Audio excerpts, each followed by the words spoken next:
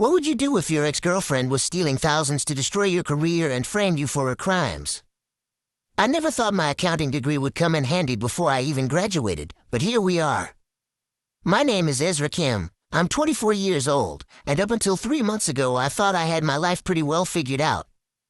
I was working as a server at the Prime Cut, this upscale steakhouse downtown where the average check runs about $200 per couple, finishing my last year of accounting at State and dating Isla Thompson, one of the shift managers. Everything felt stable, like I was building towards something real. Then Isla dumped me out of nowhere on a Tuesday night after her shift, said she needed space to figure herself out, that we wanted different things. I was devastated, but I tried to be mature about it. We still had to work together after all, and I put 3 years into this job with a spotless record. I couldn't afford to let a breakup mess that up, not when I needed every paycheck to cover my $12,000 tuition bill for my final semester. The first write-up came 2 weeks after the breakup. I was standing in the kitchen waiting for Table 7's order when Marcus Powell, the general manager, called me into his office.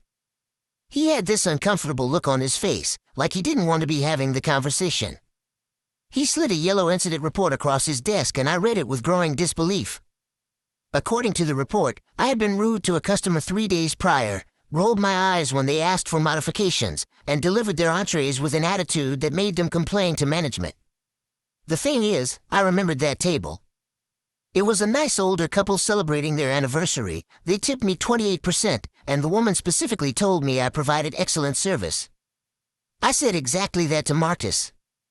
He sighed and rubbed his temples. Marcus is a good guy, been in the industry for 20 years, the kind of manager who actually has your back.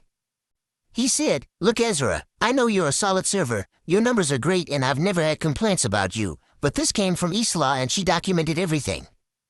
The couple apparently spoke to her on their way out. "There's nothing I can do, this goes in your file as a verbal warning."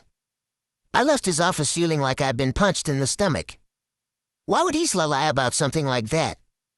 We'd ended things relatively amicably, or so I thought.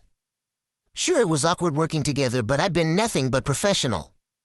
I tried to push it out of my mind, told myself maybe she genuinely misunderstood something, maybe the couple had been confused about which server they had. The second write-up came 3 weeks later.